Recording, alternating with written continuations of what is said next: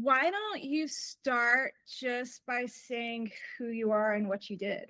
My name is Seth Hendershot, and up until 3 weeks ago, I was the owner and operator of Hendershot's Coffee Bar here in Athens, Georgia.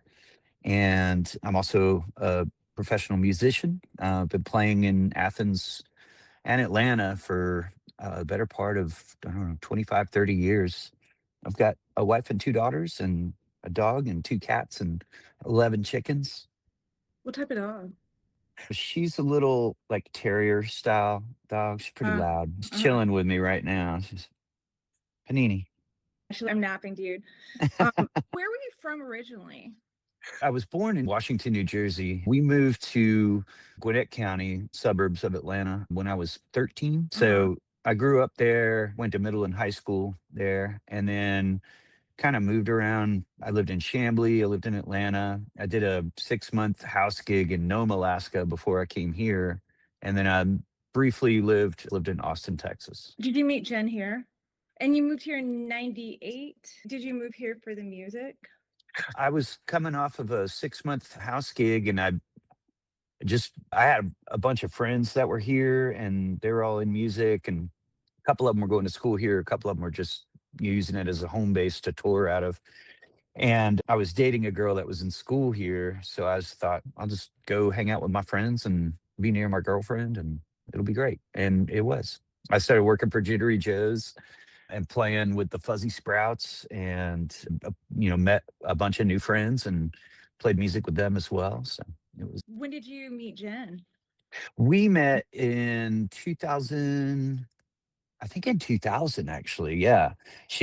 We had a bunch of mutual friends. As I was 2 years into being here and making friends with other musicians. And we met. She was on a date with a friend of mine, and we just met in passing, and then started seeing each other around the same social functions, shows and gatherings or whatever. And we struck up a friendship. And yeah, she moved out of her house in 2001, and I was in an apartment over on Oconee Street, and we were talking. My girlfriend and I had just broken up, and her boyfriend had just broken up. And we were just kind of both commiserating at the Roadhouse over a beer, and I just told her, "Hey, no funny stuff. If you need a place to stay while you move out and wait for your new place, you're welcome to sleep. You can sleep on my bed, and I'll sleep on the couch or wherever you want to do."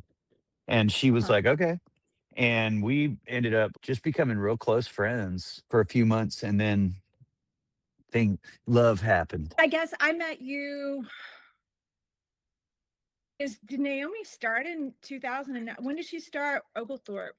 She started she went to Barrow for her very pre-K year, and then they did a redistricting, and everybody had to go where their neighborhood was, and so she ended up at Oglethorpe in 2000. That would have been 7 or 8. 7. Yeah, because Okay. Ollie had just been born in 2007, and so that fall she would have been 5, I think, or 4.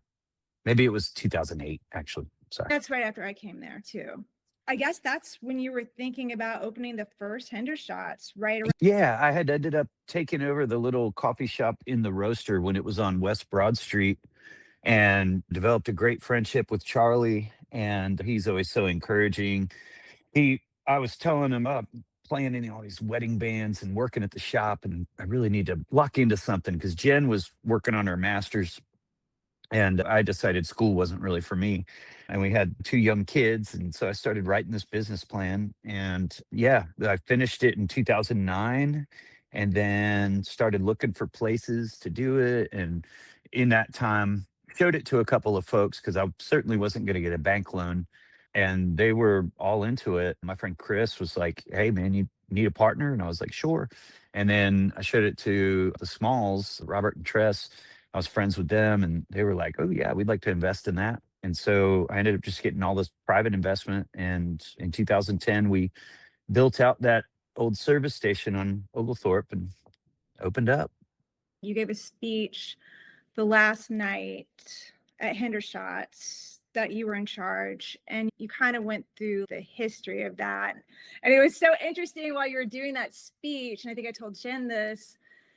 'Cause yeah, my brain was just like I'm just like, "Oh, yeah, I remember that." I remember yeah, because I remember I would go over there sometimes after work and meet up with people and such. That space, that was like the original. It's like the other Hendershots, right? It was the same concept. It was like a coffee shop bar, right? Yeah, and we did live music as well. It was all those elements that I ended with, I also began with, but they just got better over time. And did Patrick work with you with the first one too?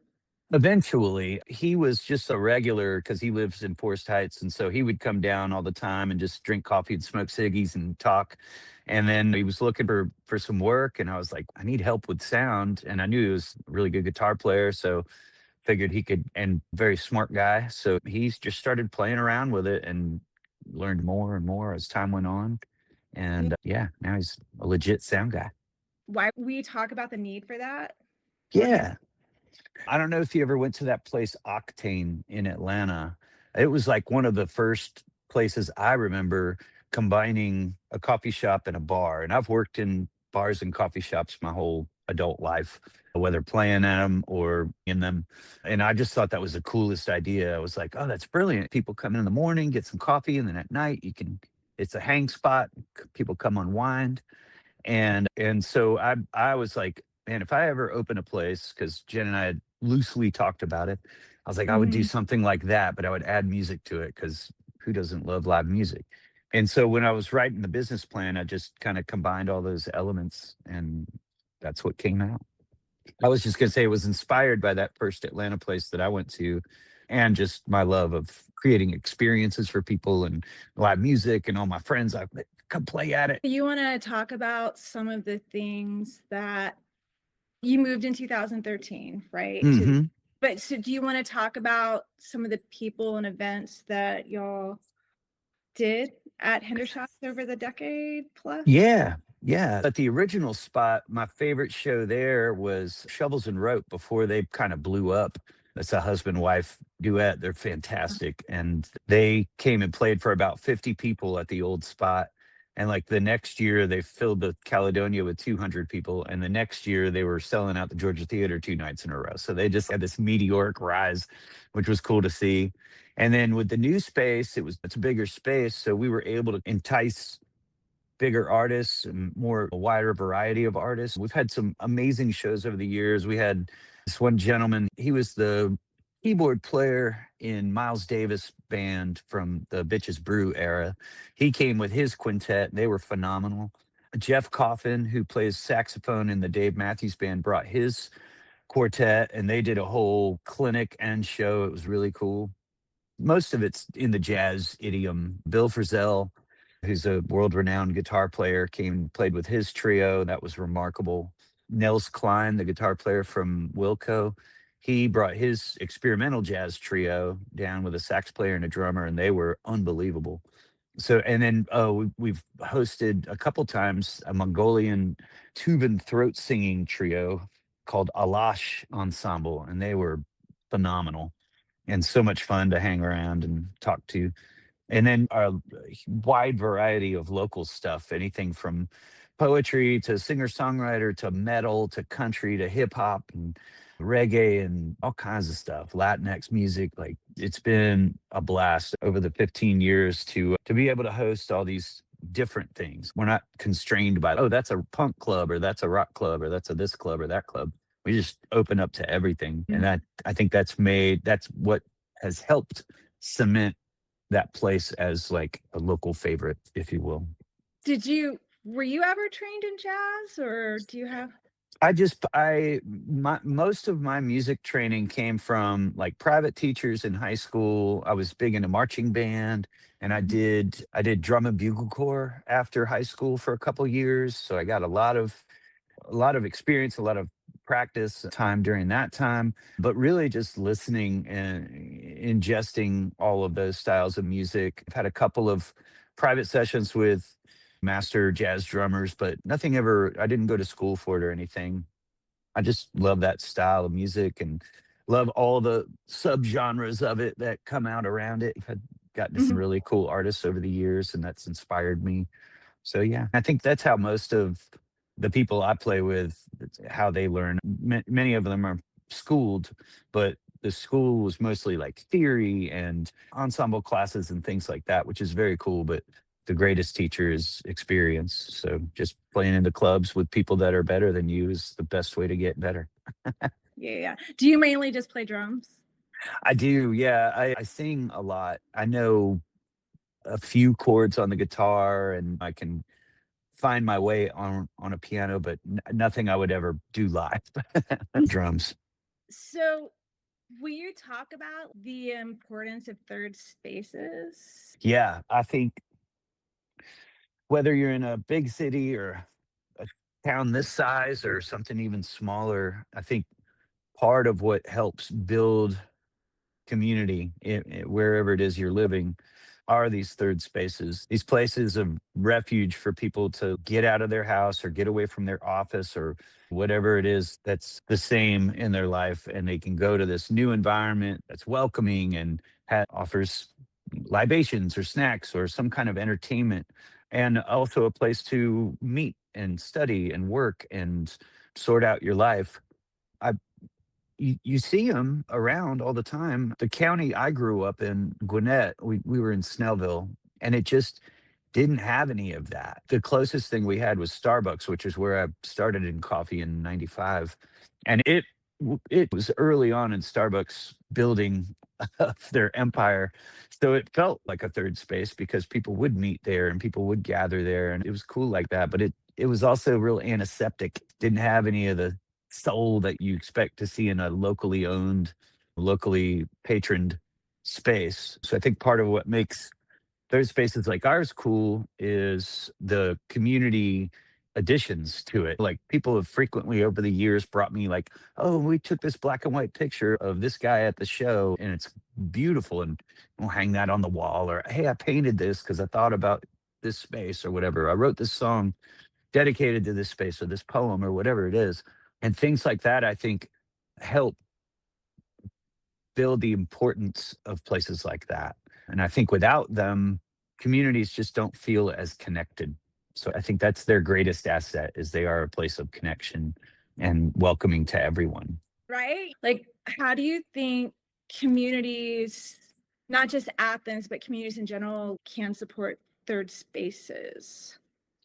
And because it's such a transient kind of town, or certainly was when we first moved here, I think we're getting more year round residents these days, which is great. But the seasonality of the school year makes it kind of unique. Being any college town, you're going to have an influx of people and it's going to be crazy for 3 months. And then all of a sudden it's a ghost town and then back to crazy. And then summertime comes and it's a ghost town again. It's hard to capitalize on those moments from a business perspective so that you have enough money to get through the lean moments.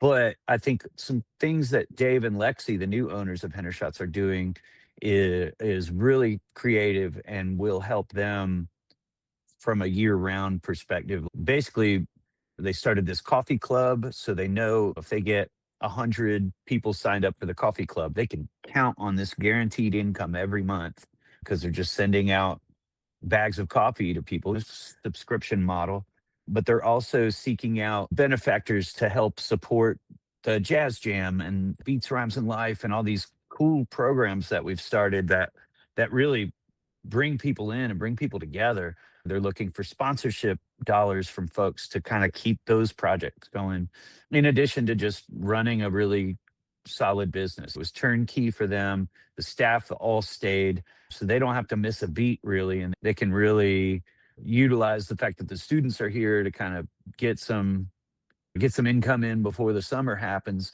But they're also doing a lot of outreach to different organizations at the university. They're also planning a bunch of really cool summer programs for locals, for anybody really, but particularly for locals who have kids. So they can bring their kids down in the afternoon and they'll have Dave's in that band, the PG Show. They do a kids band basically. They want to do a little jazz camp and they want to do a little art camp.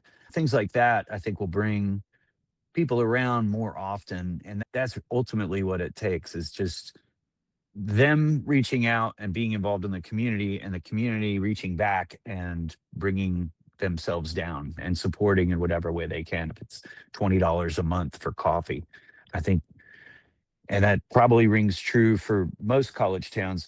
Big cities, they don't have that kind of problem. Yeah, I think when you get into a bigger city like Atlanta or Chicago or something, you just have to stand out. You got to be unique in a way that's people want to come there for this thing that you offer because it's way more competitive. But there's more disposable income and there's more year-round income. So if you do hit that spot, that Mm. whatever that balance as the third space everybody likes, then presumably you'd be okay. But yeah, the last 5 years have made it very difficult to run a small business, especially one that like this, like Hendershots, that caters to everyone regardless of income or whatever. If you can only afford a cup of coffee, come buy a cup of coffee. But it's also open if you want to just come in and sit and drink water and read your book.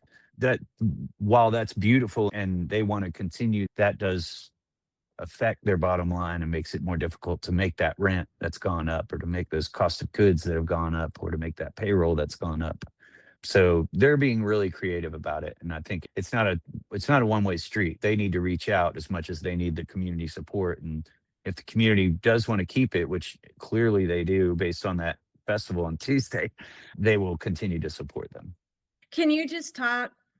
I feel like we've skirted around it. Can you talk about just what was actual programming that you had that was like really unique with Hendershots, just to give people an idea? Sure. We've had one of the longest running songwriter open mics, and that's been going since 2011. And it's still very popular. And so that's been a cool thing to see. When we first started it, it was like Kashana was hosting it, and it was her and me and just a couple of people. And now it's like the list fills up like that. It's great. We more recently, in the last 2 years, our friend Montu Miller and I got together, and I had this idea to do a sort of live band hip hop night. And I told him about it and wanted him to host it. And he was like, "What if we did not only the hip hop stuff, but also poetry and storytelling?" And I was like, "Yes." So I put together a trio with a couple friends, and then he organized the promotion for it.